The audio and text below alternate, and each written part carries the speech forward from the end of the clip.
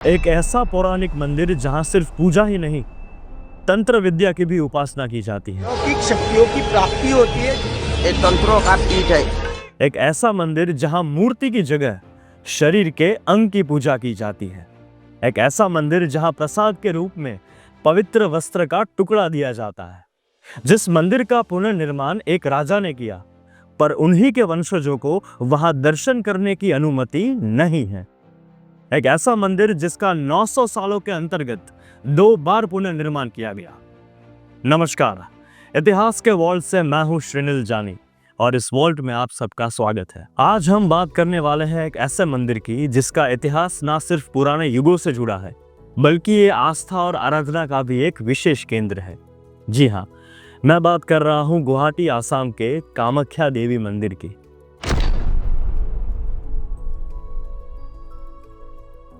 ये भारत के 51 शक्तिपीठों में से एक है और इसका इतिहास और महत्व बहुत ही अद्भुत है।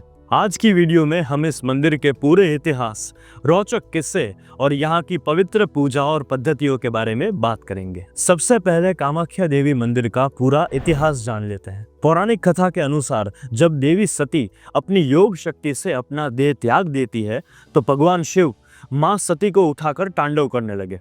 अब शिव जी के महातांडव से तीनों लोकों पर संकट खड़ा हो गया। ये देखकर भगवान विष्णु ने अपने सुदर्शन चक्र से मां सती जी के शरीर को 51 भागों में विभाजित कर दिया। अब धरती पर जहां जहां ये भाग गिरे वहां वहां शक्तिपीठ बन गए। और जैसा कि हम सब जानते हैं, कामाख्या देवी मंदिर वही जगह है जहां मां सती का गर्भ का भाग गिरा था और इस गर्भ ने एक देवी का रूप धारण किया जिसे देवी कामाख्या कहते हैं। इसलिए यह मंदिर महिला शक्ति का एक सर्वोच्च प्रतीक माना जाता है और ऐसा माना जाता है कि देवी मां सती के गर्भ से ही पूरे सृष्टि की उत्पत्ति हुई है और इसी कारण यह मंदिर 51 शक्तिपीठों में से सबसे प्राचीन और महाशक्तिपीठ है। हमारे पौराणिक कथा के अनुसार कुछ ऐसी घटनाएं घटित हुई थी। अब चलिए जानते हैं इस पवित्र जगह का एग्जैक्ट लोकेशन। आसाम के शहर गुवाहाटी से 7 किलोमीटर की दूरी पे कामाख्या टाउन है और वहां से 10 किलोमीटर दूर नीलांचल पर्वत शैली और उसी भूमि पर ब्रह्मपुत्र रिवर के पास देवी कामाख्या का मंदिर स्थित है। अब जितना अलौकिक यह मंदिर है, इसका इतिहास उतना ही इंटरेस्टिंग और कॉम्प्लिकेटेड रह चुका है, क्योंकि हर सेंचुरीज में इस मंदिर को लेके अलग अलग मान्यता और डॉक्यूमेंटेशंस मिलते हैं। इसलिए इस मंदिर को काफ़ी मिस्टीरियस टेम्पल भी माना जाता है। अब आप सबसे रिक्वेस्ट है कि यहाँ से इस वीडियो को ध्यान से देखिएगा और सुनिएगा। हिस्टोरियंस के मुताबिक कामाख्या टेम्पल खासी और गारो कम्युनिटी के लोगों के लिए एक बलि का स्थल था। 10वीं शताब्दी के कलिका पुराण और योगिनी तंत्र में कुछ ऐसे भी डिफरेंट रिकॉर्ड्स है कि जहां मां कामाख्या देवी को किरात मुल्का बताया गया है और यह भी बताया गया है कि कामरूप स्टेट, जो कि 4th सेंचुरी में एस्टेब्लिश हुआ था, उससे पहले भी मां कामाख्या देवी की पूजा होती थी। जबकि देवी का फर्स्ट शिलालेख म्लेच्छ वंश के राजा वर्णमाला वर्मदेव को 9th सेंचुरी में मिला था और उनके हिस्टोरियंस ने राजा को यह सजेस्ट किया था कि टेम्पल की आर्कोलॉजिकल रिमेन्स तो 5वीं से 7वीं सेंचुरी तक पुरानी हो सकती है। मंदिर का पुरातन रूप राजा नारकासुर के राज में बना था, जो कि कामरूप स्टेट के राजा थे। And this was the first time कि यह मंदिर का पुनर्निर्माण हुआ। लेकिन मिडिवल टाइम्स के एक परंपरा के अनुसार मंदिर को 1566 से लेके 1572 तक सुलेमान करानी के एक सेनापति काला पहाड़ ने नष्ट किया था। अब क्योंकि मंदिर के रिकंस्ट्रक्शन का टाइम 1565 था, जो कि काला पहाड़ के मंदिर को नष्ट करने से काफ़ी पहले का दिया गया है और काला पहाड़ के बारे में कोई रजिस्टर्ड डेटा नहीं है कि वो इतने दूर पूर्व की ओर गया था कि नहीं। इसलिए अब ये माना जाता है कि मंदिर को काला पहाड़ ने नहीं, बल्कि 1498 में हुसैन शाह के कामता साम्राज्य पर आक्रमण के दौरान नष्ट किया गया था।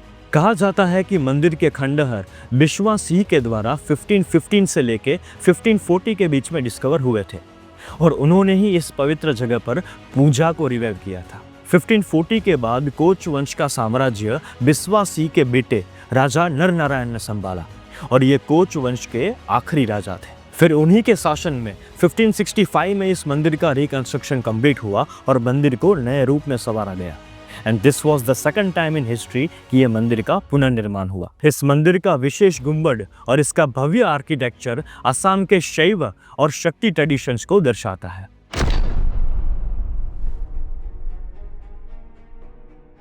राजा नरनारायण ये वही राजा है जिनके वंशजों को मंदिर में दर्शन करने की अनुमति नहीं है। तो कहानी कुछ इस तरह है। हुआ था कुछ ऐसा कि राजा नरनारायण के टाइम पे मंदिर की पूजा एक केंडुकोली नाम के पुजारी करते थे और उनकी पूजा की विधि इतनी स्ट्रांग और डिवोटेड थी कि वह आराधना सुन के माँ कामाख्या खुद वहाँ नृत्य करने आते थे और माँ के इस रूप को देखने की हिम्मत पुजारी भी कभी नहीं करते थे। सो उनके स्ट्रॉन्ग डिवोशन और प्योर भक्ति के कारण ही माँ प्रसन्न होकर वहाँ नृत्य करने आते थे। अब ये बात पता चली राजा नरनारायण को कि माँ खुद आते हैं और नृत्य भी करते हैं, तो उनके मन में इच्छा प्रकट हुई कि मुझे कैसे भी करके माँ को इस रूप में देखना है। तो राजा नरनारायण अपने भाई चिलाराय को लेके मंदिर के पुजारी के पास जाते हैं और उनसे कहते हैं कि भाई अगर तुम्हारी पूजा से माँ यहाँ नृत्य करने आते हैं तो हम उन्हें देखना चाहते हैं। अब पुजारी ने राजा को वार्न किया कि महाराज ये करना ठीक नहीं होगा, क्योंकि आज तक मैंने भी माँ को इस रूप में कभी नहीं देखा। अब अगर माँ को ये पता चला कि कोई इंसान उन्हें छुप के देख रहा है या मैंने किसी को बुलाया है आपका नृत्य देखने के लिए, तो घोर अनर्थ हो सकता है। अब राजा तो मानने से रहे। राजा ने कहा केंडुकोली तुम डरो नहीं, जब तुम पूजा कर रहे होंगे तो हम माँ को छुप कर देख लेंगे और उन्हें खबर भी नहीं होगी। पुजारी ने राजा से कहा ठीक है, जैसी आपकी मर्जी। अब वक्त आया संध्या पूजा का। पुजारी केंडुकोली अपने ट्रांस में माँ की आराधना कर रहे हैं और थोड़ी ही देर में माँ वहाँ प्रकट होते हैं, प्रसन्न होकर अपना नृत्य शुरू करते हैं। पर इस बार ये पूरा दृश्य राजा नरनारायण और उनके भाई चिलाराय छुप कर देख रहे थे। थोड़ी ही देर में माँ को आभास होता है कि कोई उन्हें देख रहा है, तो माँ अपने श्रृंगार रस से रौद्र रूप धारण करते हैं और सबसे पहले पंडित केंडुकोली का गला काट देते हैं, क्योंकि उन पर माँ को सबसे ज्यादा ट्रस्ट था। फिर वह राजा नरनारायण और उनके भाई चिलाराय को श्राप देते हैं कि आज के बाद राजा नरनारायण या उनके भाई के कोई भी वंश मंदिर में नहीं आ पाएंगे, वो माँ के दर्शन भी नहीं कर पाएंगे और उनकी दृष्टि भी मंदिर की तरफ नहीं पड़नी चाहिए। उस दिन के बाद आज तक कामाख्या टेम्पल में कोच साम्राज्य के वंशज जब भी मंदिर के पास से गुजरते हैं तो वो अपना फेस कोई भी कपड़े या छाते से कवर कर लेते हैं, जिससे उनकी नज़र भी मंदिर की तरफ ना पड़े।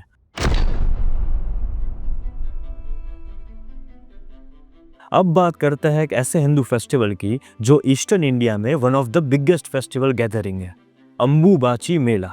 ये मेला हर साल मॉनसून सीजन में जब सूर्य मिथुन राशि में यानी जेमिनी में एंटर करता है, which is the month of June, तब ये मेला कामाख्या देवी मंदिर में मनाया जाता है।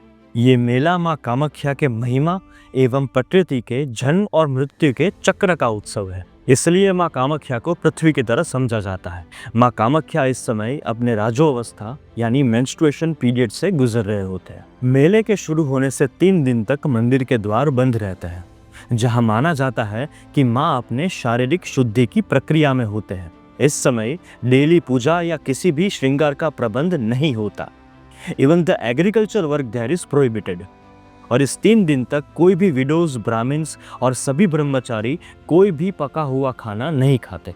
और चौथे दिन सबसे पहले मंदिर की सफाई की जाती है, फिर देवी कामाख्या की पूजा शुरू होती है और मंदिर के दरवाजे फिर से खोल दिए जाते हैं। अब इस चौथे दिन पूजा पूर्ण होने के बाद सभी भक्तों को एक प्रसाद दिया जाता है, लेकिन यह प्रसाद थोड़ा सा डिफरेंट है। माँ कामाख्या देवी का लाल कपड़ा जो उनके मेंस्ट्रुएशन साइकिल का पवित्र प्रतीक है।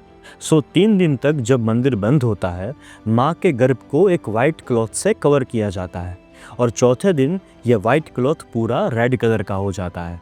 और फिर पूजा पूर्ण होने के बाद इस पवित्र वस्त्र के टुकड़े सभी भक्तों में प्रसाद के रूप में बांट दिए जाते हैं। अंबुबाची के दिनों में देश के कोने कोने से भक्त, साधक और तांत्रिक यहाँ एकत्रित होते हैं। ऐसा माना जाता है कि कामाख्या मंदिर का पवित्र स्थान इस समय तांत्रिक विद्या के लिए अत्यंत शुभ होता है।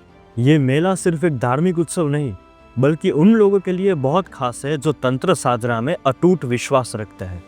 हर साल हजारों तांत्रिक अपने ध्यान, साधना और तंत्र विद्या में आगे बढ़ने के लिए यहाँ आते हैं। यहाँ 3 दिनों बाद जब मंदिर के दरवाजे फिर से खुलते हैं तो भक्तों का जोश देखने लायक होता है। सभी माँ कामाख्या के दर्शन के लिए तरसते हैं।